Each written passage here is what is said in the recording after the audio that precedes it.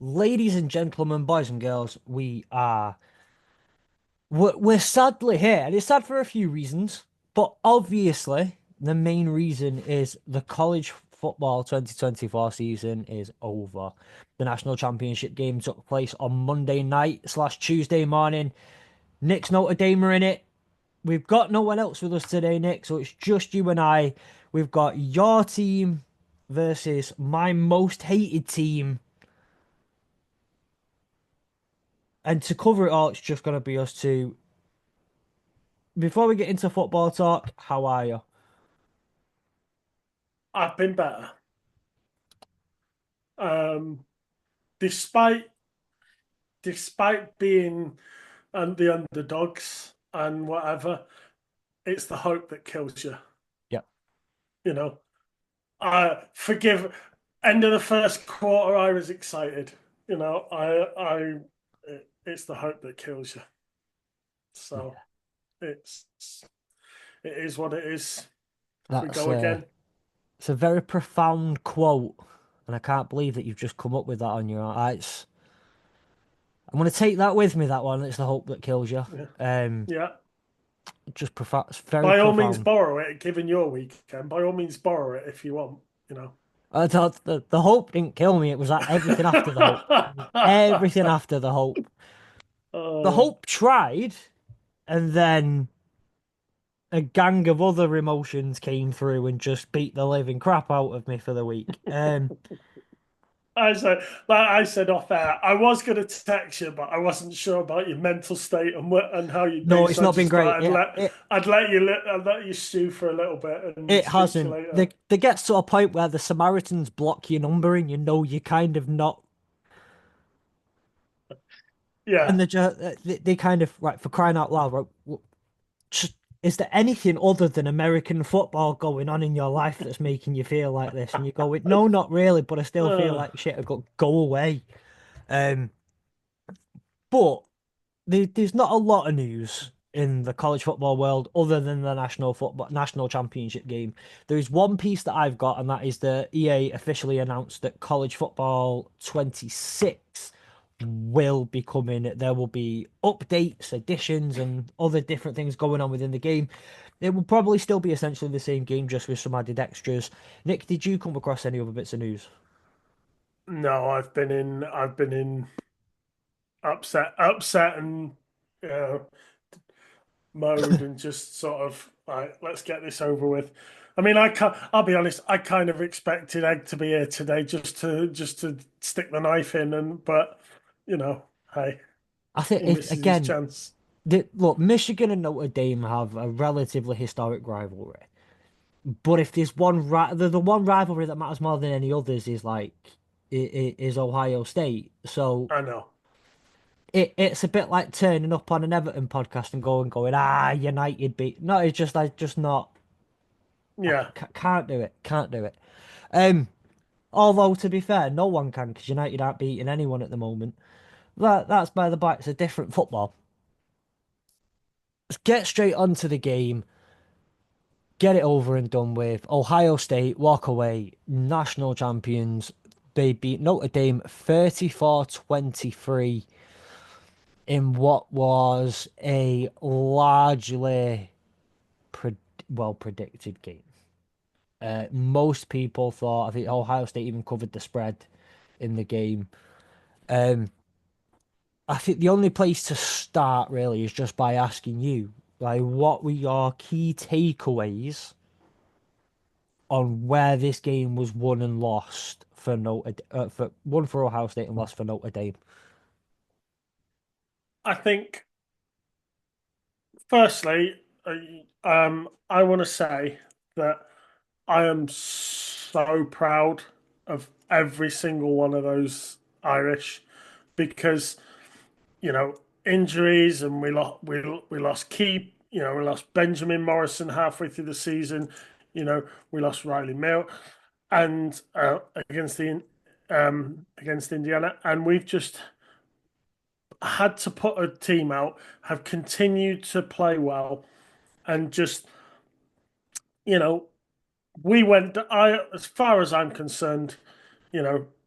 there is pride and disappointment in defeat, but so proud of every single one of them. Fought to the end, never gave up. You can't ask for anything more. If you're No. gonna go, if you're the underdogs, you're not expected to win. If you're gonna lose, you make it tough. You go down. You don't go down without a fight, and not one Irishman went down without a fight. Yeah. I, you know, fair play to Riley Leonard. He won me over during the season because it's no secret that a few weeks in I was slandering him. Um, he won me over during the season, and he never gave up. He kept running, you know. So proud of every single one of them. That'll Yeah. be the first thing I say. Um, where it was won and lost, I think was in the second quarter. I think that's as simple as that. When you know, in that second quarter, Ohio State had three drives, three touchdowns, and it was sort of like the game ran away in that quarter, and Yeah. I think that's where the game changed. Um, but Yeah, it's a weird one. So what's really wild to me is that there were only two drives in the entirety of the first quarter. Normally the ball's changed hands at least once or twice. yeah, Notre Dame received the ball to start the quarter, to start the game, and you score a went touchdown. 75 yards, 18 plays, nearly 10 minutes in length. Riley Leonard was gassed at the end of that drive. You could see it. He was just blowing, and it was like, can he do this for four quarters? Probably not. It kind of was Yeah, the perfect start. They took plenty of time off the clock. We talked last week about how if you take the run game out, it was that 20-yard area behind the front line that was going to be key. And in that first drive, Riley Leonard was hitting the passes into that little zone, yeah. and we were getting some success. And I think it was the perfect start. And like I said, it's the hope that kills you because I was there thinking, you know, we're going to do this. You know, so Yeah. but But we say here the thing is one of the keys we speak about when beating Ohio State for the last couple of weeks. We said it's a Sam when Texas played them. We said the one thing you've got to do more than anything, you've got to start running the ball well. You got to run the ball well against them. That's not the key. But offensively, if you run the ball well, you can extend drives, you can keep their offense off the field, and yeah, that is the one offense that was for the most of the playoffs that could. They needed one or two, 75 yards. They needed one or two plays, and they would have a touchdown.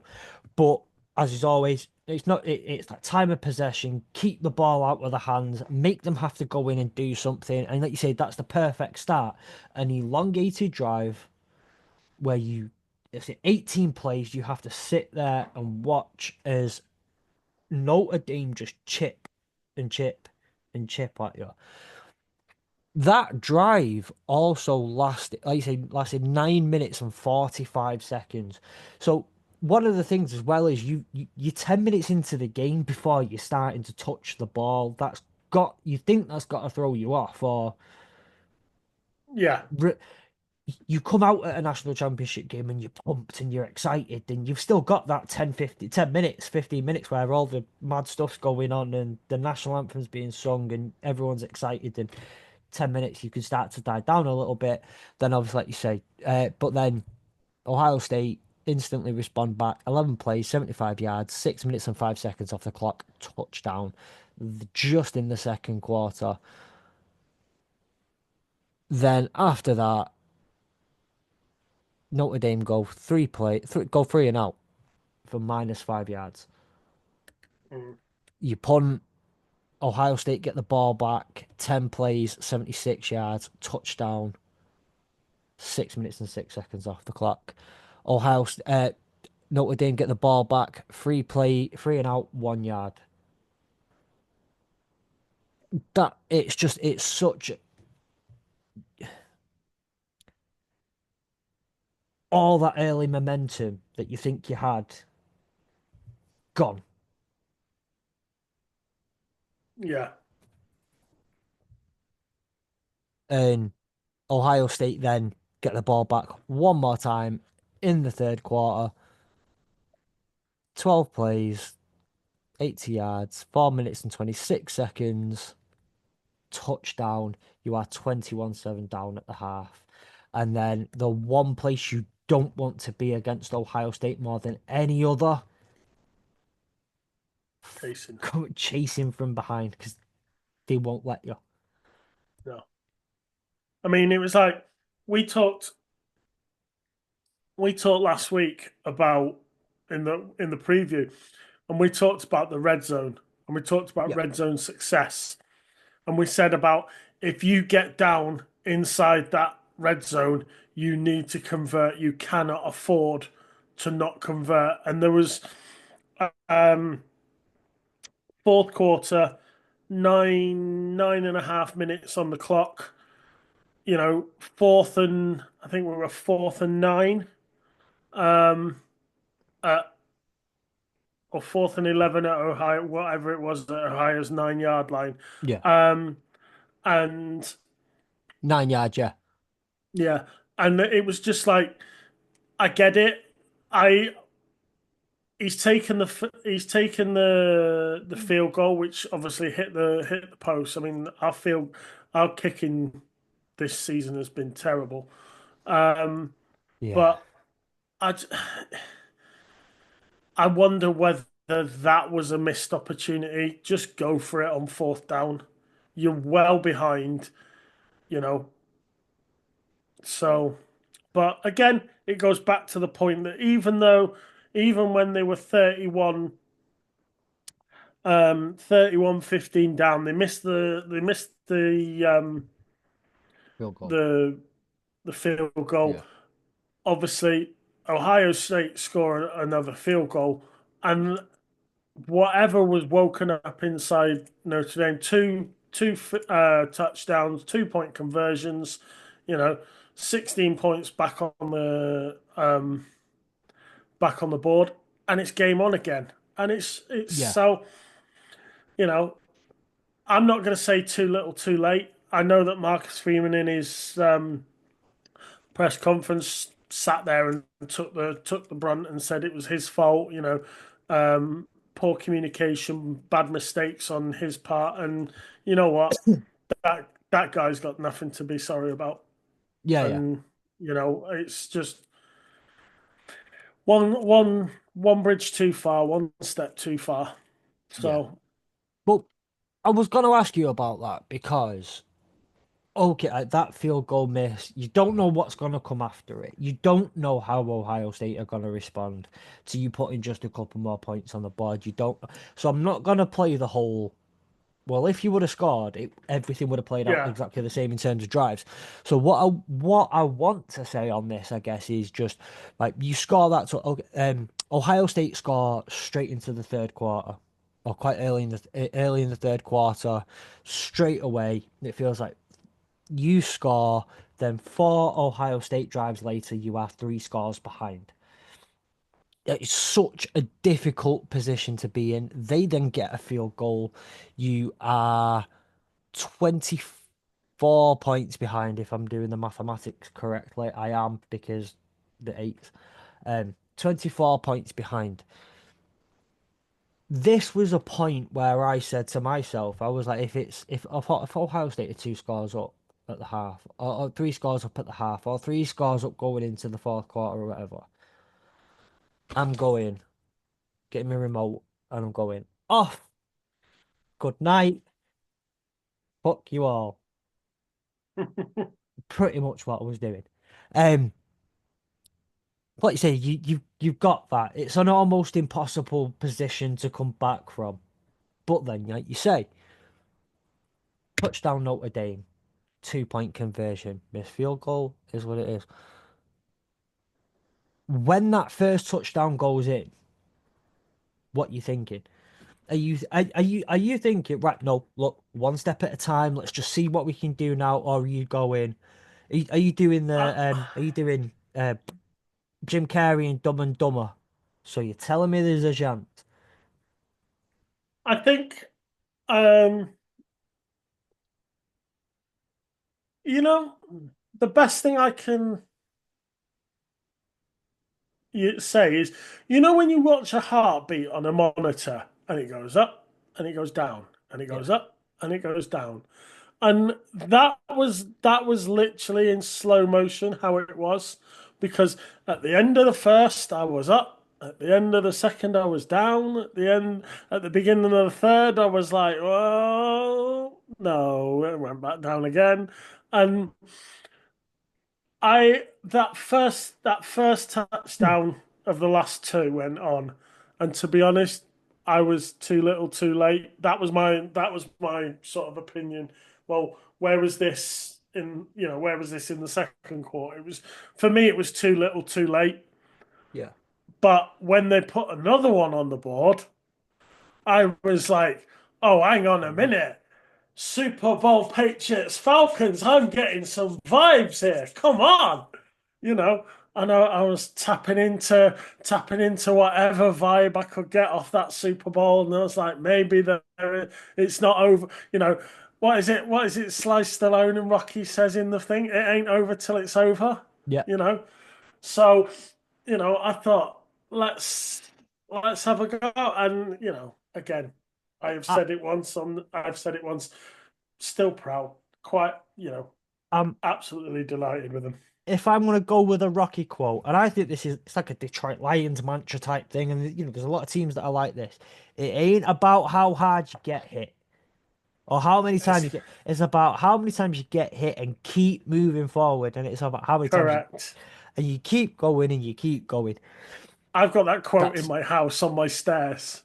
As you go down, love as it. you go down my stairs, I got a huge Rocky poster, and it's got that full quote on as you go down my stairs. Wait, it ain't about how hard you hit. It's about how hard you How can get hard you hit can and get keep hit moving and keep forward. moving forward, how much you can take and keep moving forward. That's how winning is done. Now, if you know what you're worth, you go out and you get what you're worth, but you've got to be willing to take the hits. That's the And next bit.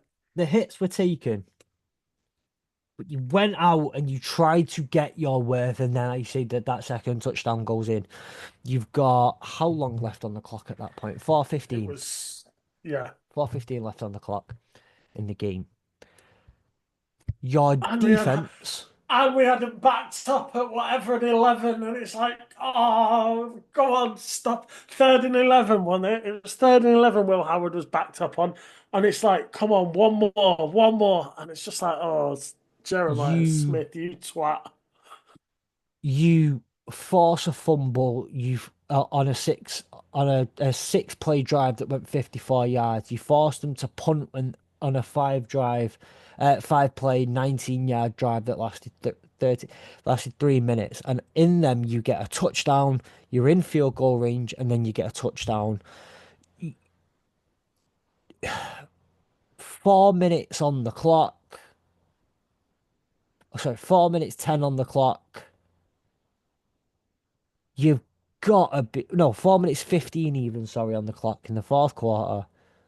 Their last two drives have lasted not much longer than 3 minutes. Are you looking at this and going, I was. we can get the ball back with a minute left, and I can't remember how many timeouts you had at that time and whatnot, I think we had two. and you could hopefully keep both of them because you don't need to worry too much about the timeouts yet, especially if you can force a couple of incompletions. You get a sack, force an incompletion, you can stop the clock a couple of times. You've got the 2 minute warning. Surely, like this has to fit, but unfortunately, that's not what happens. What No, and they then this go, is why I say the hope kills you, because you've just seen them do that, and you think they're turning the screw. They've got Ohio on the run, you know. And it was you watch, and it was almost as if that between that first touchdown being scored and the 2 point conversion, and then the second one, it's like Ohio State were like deer in the headlights. They Yeah. panicked, and he's like, "This is the chance, take it." And sure enough, they just didn't. They just couldn't get the ball back one more time with us. Oh, you know, Yeah. And like you said, but then you let them go nine plays, 61 yards for a field goal. It takes it to an 8 point game. Double check. Yeah, because you brought it back. No, you brought it back to an 8 point game, and then it goes to an 11 point game. yeah, 26 seconds left. You know the heartbeat monitor. yeah. I was The going, that went flatline. ding. Just yeah. It flatline there. I'm gonna guess that was all gone when that field goal goes in. Yeah. I know. We've talked about, I guess, the trajectory. Like, obviously, we just spoke that we've gone through the game, we've gone through the drives and whatnot. But I want to talk about some of the individual performances from the Notre Dame side. Did anyone stand out for you? Um, Riley Leonard stood out. He, like I said, he didn't give up. He was Mr. Notre Dame. He he ran his legs into the ground. He ran everything. Regardless of the fact that he's ending his Notre Dame career on a defeat. Yeah, What a game to end on. He gave absolutely everything. You walk away from your college, you walk away from school going, I did the best that I could. yeah, He doesn't need to look in the mirror and say, if I could have done this or if I could have done that. yeah, The man played out of his skin. And this is what I said early on in the season. I'm throwing shade at him because he was terrible. And, but as the season went on, he won me over. And, yeah. you know, 200. um, I was surprised in an odd way. I was surprised at how quiet Love was. Yes, I yeah. mean, So he just never got anything going. two two receptions off two targets for 5 yards and four rushing attempts for 3 yards. I do have a comment to make about this, but I'm going to mention a couple of players on the other side. Well, for that were wearing dirty, disgusting colours in a minute as well, though. But that was like I said to you, your best rusher on the day was Riley Leonard, and he got 40 yards. He then threw for 255 yards, two touchdowns, 71% completion rate, 161 passer rating. You, though, how do I say this nicely? Without sounding like I'm being a dick, those aren't explosive numbers, but they're damn good numbers. They're Yeah, efficient numbers. Most quarterbacks, look, you're on the big stage here and you throw out 71% completion percentage and no interceptions on 31 passing attempts. It's very, very good. yeah, And when you had it, like you say, there in the 40 yards on the ground. Um, Faison got 1 yard off one attempt and no. Um, your receivers, can we give a shout out to Greathouse? yeah. He played well. He seemed to um, stretch the field, and that catch late for one of those touchdowns as it came over his shoulder. Fantastic. So, um, yeah, I mean, he stood out. He stood out way above the rest of them. Um, so Yeah. And then on the other side of the ball, because I'm going to have to do this. Well, it's the other side of the ball. That you would think defense. Will Howard.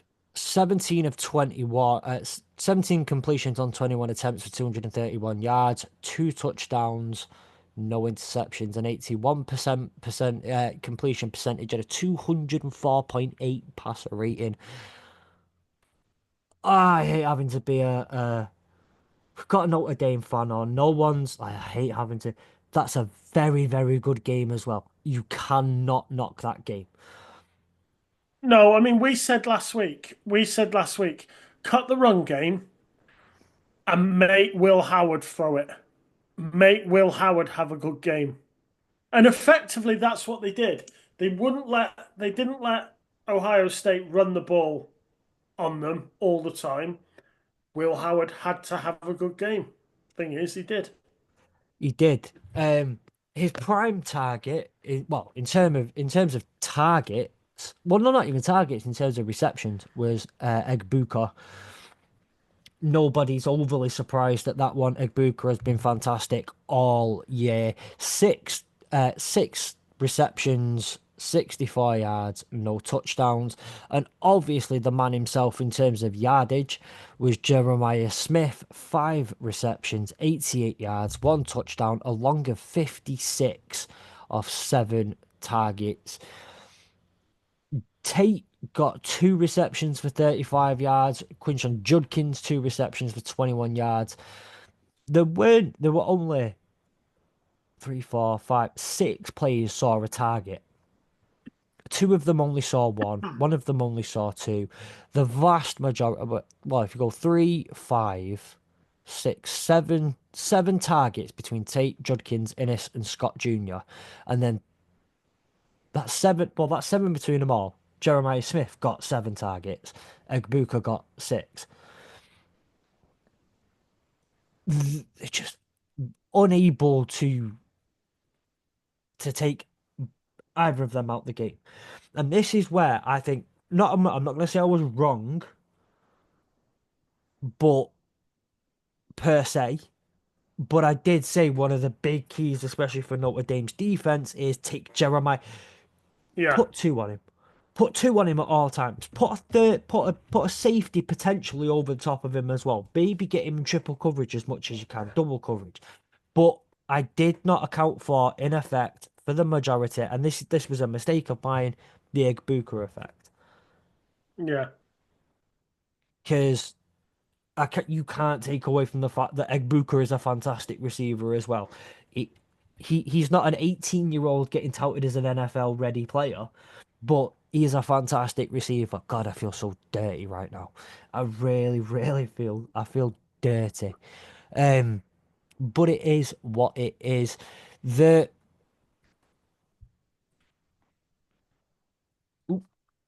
I want to run back to something you alluded to earlier though, and again something we mentioned a lot last week. I tried to put some emphasis on it, as mentioned earlier, the run game.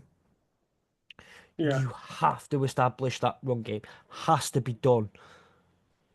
53 rushing yards all game is just, yeah. it's not enough. No, I mean, like I said, Love was non-existent in the run game. Riley Leonard can't do it all himself. No. You know, um, and I guess that's where the game was won ultimately. Yeah, Um, Kushan Jenkins had a field day. he did. And Ohio State rushed then for 214 yards. You had a slightly better day in the passing game, but only by 24 yards. Obviously, with 255 going to Riley Leonard, 231 for Will Howard. Slightly better in the passing game, but obviously you're coming from behind, you're having to throw the ball a fair bit more, you're having to get the ball upfield. If you can, if that is so close, if that the passing is so close and you get so blown by the run game, it's it makes for a devastating result. And look, full credit to Notre Dame on the comeback. I'm not trying to take away from that, but that game was when you actually look back at it now, that game was basically lost by the half because Ohio State had started to just run away. Yeah, And the big problem that everybody's had all year, the one reason Texas was still in it was because the one thing they didn't do, the one thing Michigan didn't do, was let Ohio State run away because it's messy. And I know you said it a couple of times, and I want to kind of get your thoughts because it was a one-score game at one point in the fourth quarter, but it was the key for Notre Dame is if it's a one-score game in the fourth quarter, Marcus Freeman and everyone in that field will go, "We can do this. yeah, We can do it. It's a one-score game." It got to an 8-point game, which obviously, with a third 2-point conversion in a row, that's a one-score game. yeah, And it just you had the belief, but it was just that little bit too much to reason yeah. with. Like I said. I mean, when that first 8 point conversion went in, it was like too little, too late. The second one goes in, it's like, oh, hang on a minute, but too little, too late, and so you know, something I said this last week. There was something about this game that had me feeling uneasy. Because even when we went into the Georgia game, Yeah, I had extreme confidence that we were going to beat Georgia. They did not worry me at all. Something told me we had that game. Um, and you know, facing Ohio State coming into the final, just something felt didn't feel right, yeah, and you know, and confidence wasn't there or whatever. But yeah. A couple of the key things I think I want to mention in this game. The time of possession was not all that egregious. It was 32-25 to 27-35 in favor of Ohio yeah, State. about 5 minutes on it. Yeah, it's nothing egregious there. It that reflects the scoreline, I think. That quite well reflects the scoreline. Where I think for a lot of this as well was won versus lost for Notre Dame. And yes, we can talk about the run game. Yes, we can talk about all these different things. Ohio State went 5 for 5 on trips to the red zone in terms of getting points from. If they were in the red zone, 4 touchdowns, 1 field goal. The only 31 of their 34 points came from the red zone. Their only 3 points, the only points to come out of the red zone with come from not in the red zone were 3 points, and that was the first of the field goals that they scored. Notre Dame were one of two. Talking about it, injuries are what they are, and you're versus a $20 million roster. You, you've got to let them walk away with. They We can't said only lose last 4 points. No, we said last week, red zone. We said red zone was key. If you get to the red zone, you need to put points on the board.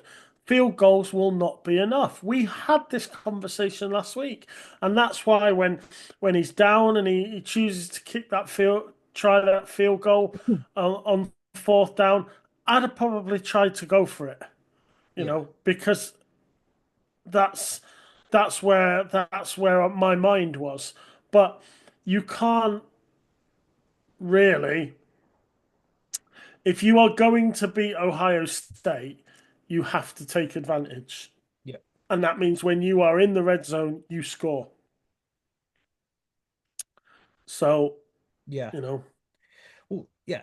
Basically, you've got, but also one thing you've got to do is be better at defense in the red zone. Like I say, you've got a max 35 points there from red zone trips for Ohio State, and they walk away with 31. yeah. A part of you've got to sit there and think, like, look, on Notre Dame's, because obviously you're coming from Notre Dame side, on those two red zone trips, you want to walk away with 14, not 7. That's what, a 50% conversion rate.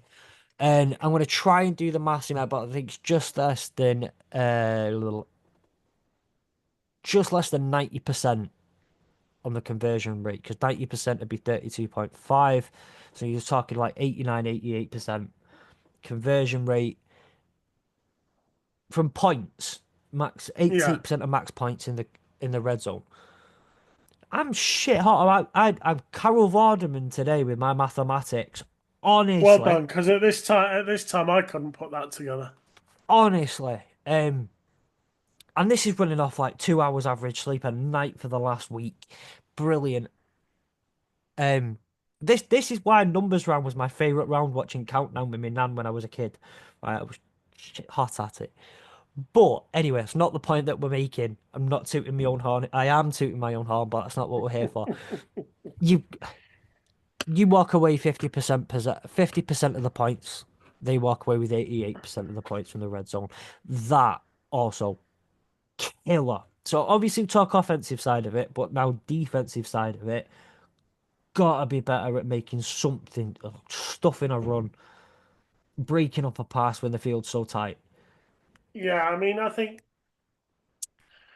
you can go you can go to Penn State, you can play Penn State, you can play Indiana, you know, with a patched up defense, you know, but when you go up against Ohio State with a defense that's, you know, put together with sticky tape and blue tack, Yeah, you kind of, I'm not saying you're on a hide into nothing, but you are up against it. And you look at the guy who's playing left tackle, he's a freshman. You know, yeah, he and all those key, you know, not once did we not I didn't feel we ever missed Benjamin Morrison when he was injured, but boy, I would have loved to have had him out on the field this week, you yeah, know. Just in the back. And again, you know, Riley Mills to lose him is unfortunate. And a lot of those defensive players will move on. You know, Howard Cross won't come back. He's NFL bound. Riley Mills, you know, Xavier Watts, Benjamin Morrison. So the defense is going to look very different next year. Um, and you know, I mean, they might even lose their DC at this point because he's being touted for the Bengals as a DC, their yeah, DC. So, um, like I said, I just think it was one step too far. yeah. I say that it isn't as simple. Like you say, it's not as black. No football game is ever as black and white as No, there's the score and here's a couple of stats. You've got so much to take into account. I mean, look. At the end of the day, you have to account for things like, look, on Saturday when the Lions played the Commanders, for example, the Lions' defense is so decimated. I'm trying to just throw in excuses every which way I can. By the way, I'm using this as an opportunity. So, but therapy. It's therapy. it's yeah. Samaritan, like I say, Samaritans have blocked my number now, so you're all I've got, mate. Um, but when you've got things like 18 starter level or the start of half of the season because they were your backup level players on IR, it takes its toll, and even one bye week is not going to get you there. Yeah, And if anything, when you've got this whole next man up mentality, let's get, it's all about that kind of being in the moment, and maybe a bye week does throw that off a little bit. That's not for today's talk. That's for tomorrow on Hurdle the Line. But it's so much more than the black and white. Here's the scoreline. Here's your rushing yards. Here's your passing yards. Here's your uh, all your stats. There's a lot more that goes into it. And like you said, the what was it? The line for the game last week was 9 point. I think it was 9.5 in favor of Ohio State. yeah, I want to say more than a one score game. You had it in the fourth quarter at a one score game. Yeah, an additional field goal went in at the end. It is what it is. They cover the spread. given the given the patchwork team that you had in certain places, yeah, it's got to feel. Look, it's deflating, it's upsetting, it's frustrating, but I I stand mean, fully with you in that whole look how far they came. yeah, I mean, this is what I was literally about to say. Notre Dame had a fantastic year. I mean, we really did. We won 13 games in a row. We went to the national championship game, which we haven't been to since 2013. Yeah. Our coach becomes the first black Asian coach to make the championship game. I'm proud, so proud. I really am. Can't, and like I said, Riley Leonard's won me over, and you know, so I've and I look at who we've got next year, and turn the page quickly, sort of thing.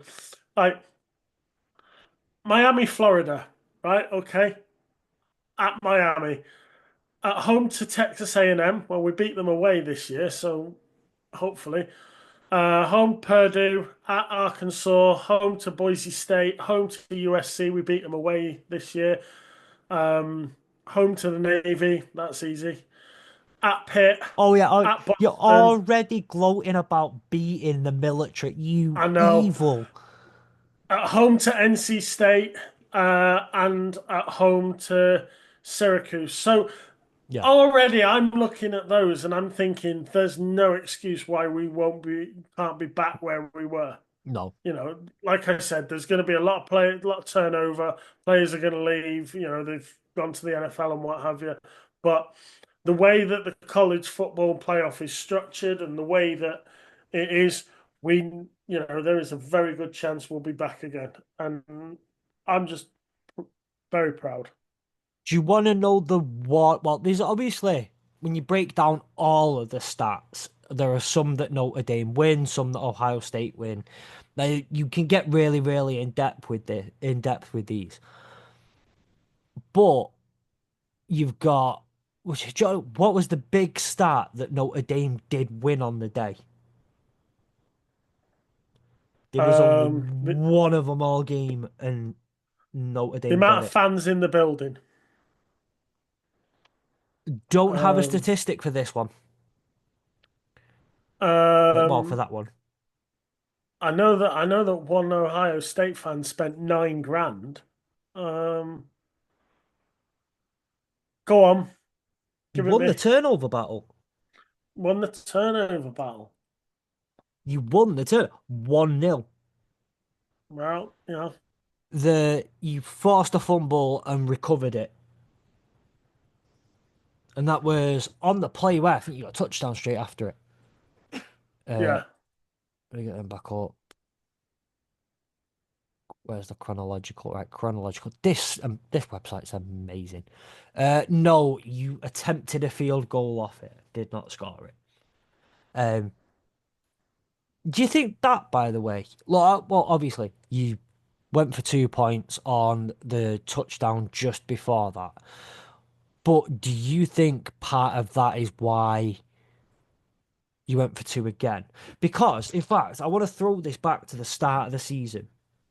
I remember being stood in my old job that I had at the start of the college football season, and I was listening to a podcast, and I think I was stood by the printer and I was waiting for a load of things to get printed. And I was watching a clip of Marcus Freeman talk about 2 point conversions, and he got rinsed for his opinion on 2 point conversions.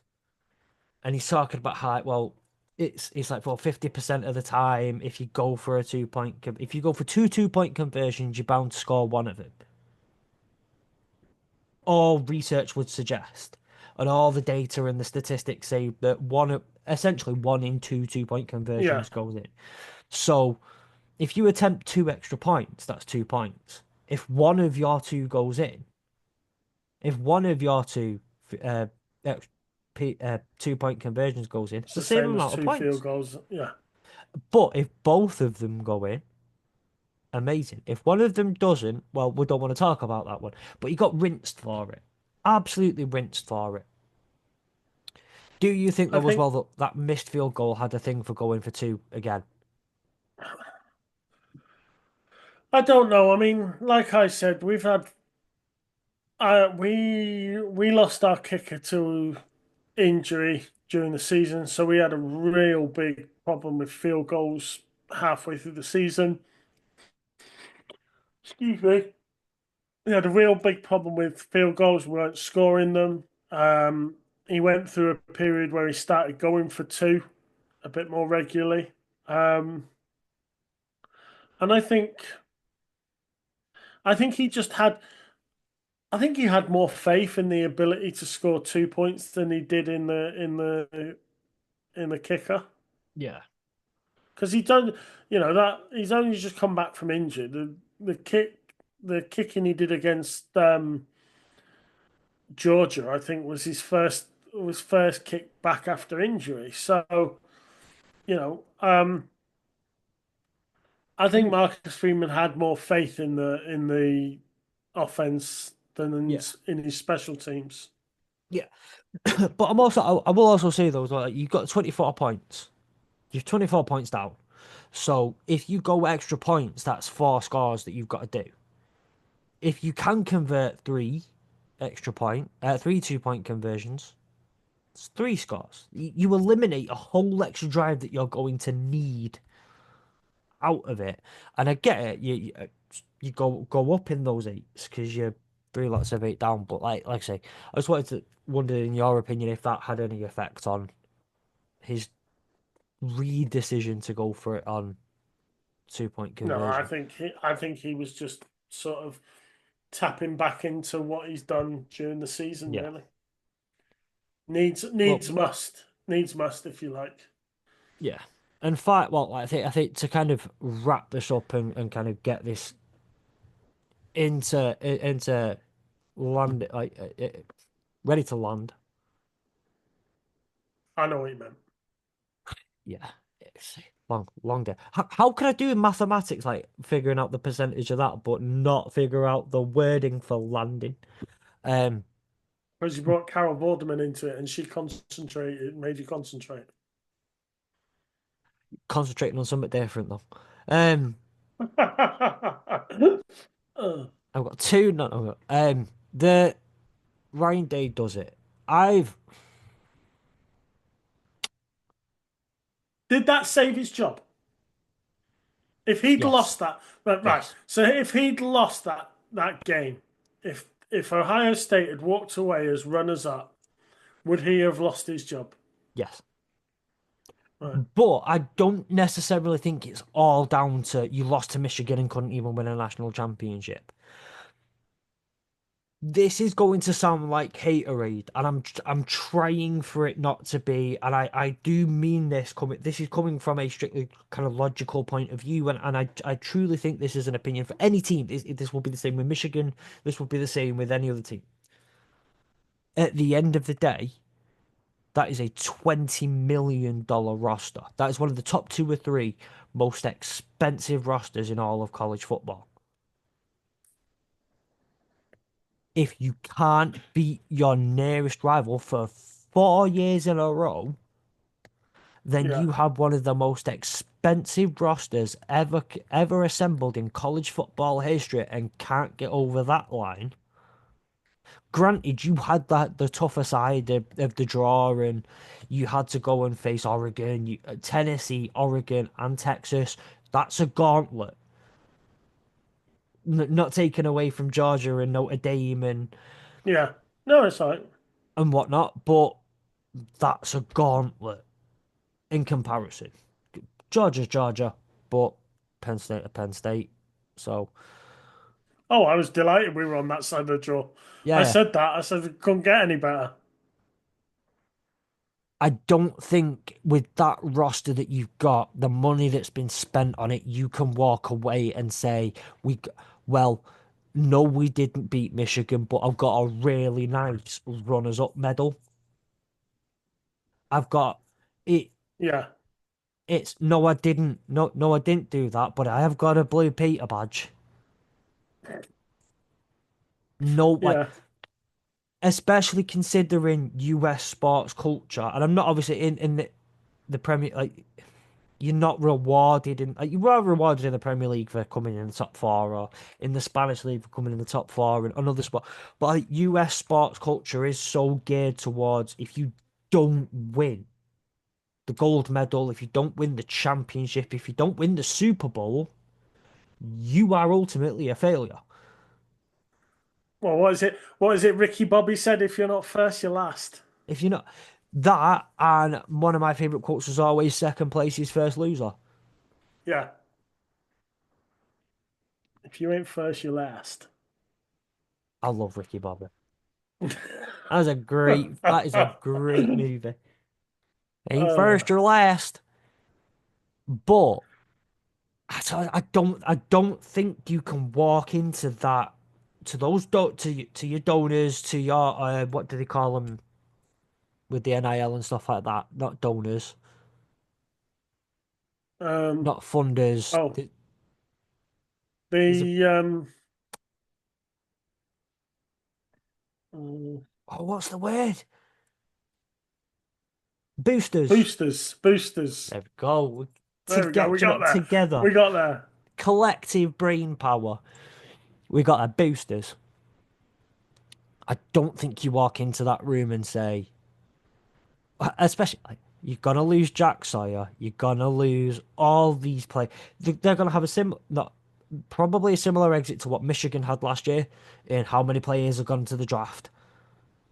Because you had to convince a lot of them to stay back for one more year. Most of them wanted to stay back because they wanted to finally beat Michigan. Congratulations, none of you will ever have done that in your career. That was. I could hear Egg saying that.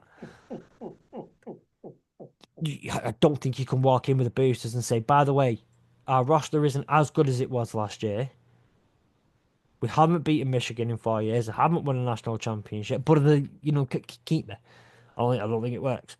Don't think it would work like that. I think this was his opportunity, and it looked like Notre Dame were coming back at the end. And I'm not gonna lie, I sat there like, here comes the Ryan Day big game.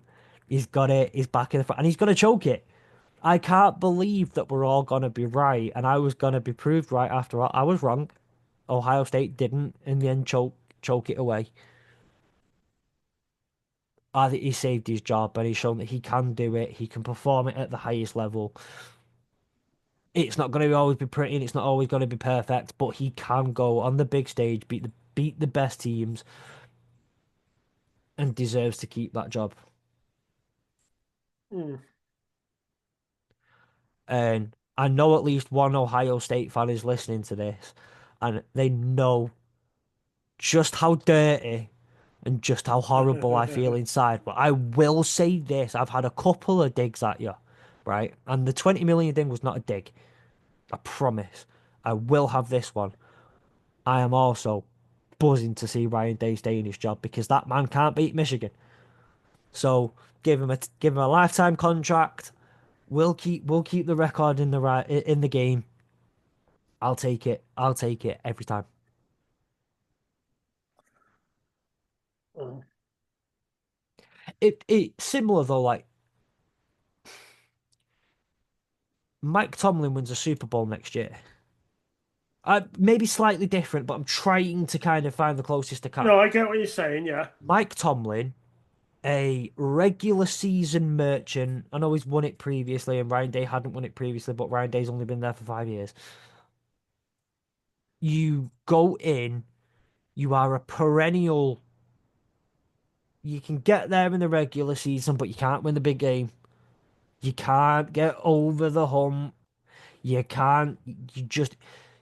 How many times have we seen the Steelers just collapse in the second, the third, the fourth quarter of the season? And you're looking at a Mike Tomlin, and could you imagine if Mike Tomlin goes out and he doesn't beat the Ravens? Because they're the real rivals for them in that division, probably. Of the Browns, they don't beat the Browns. Beat the Bengals twice. Go 2-4 in your 2-4 in your division, but you don't beat the Bengals. You don't beat the Browns, but you win a Super Bowl. Of course, he keeps his job. You won the Super Bowl. And I know that Yeah. these rivalries work slightly different. They work differently in college, and I'm not trying to play that game. I promise you, I'm not trying to play that game. But similarly, the concept works the same. Yeah, you didn't beat your division rivals, but like you won the Super Bowl. Gosh, you keep your job unless you decide to go. Yeah, I've done no, it now. I mean, Bye. because he was, there is no doubt he was under immense pressure. You know, he was so, you know, it was it was just unfortunate, I think. Yeah. Um, but It is what it is, and this is where I want it. This is where I kind of want to say like I was wrong for the most part. I'm not going to admit complete wrongness here. I was 70% wrong. yeah, Ryan Day did it on the big occasion. Ryan Day did it. Ryan Day coached his team to a national championship, and I can say whatever I want. I can drink all the haterade in the world. I can refuse to believe it, which I still do sometimes. But I'm kind of passing the denial part of the grief stages of grief on this. I what do you want me to do? Would you want me to do what they do and put an asterisk, put a fake like design my own asterisk to put next to the title? Like, no, he did it. It hurt. I don't want to see it. I didn't want to see it, but he did it, and I can't take that away. I can't say anything different. He did it.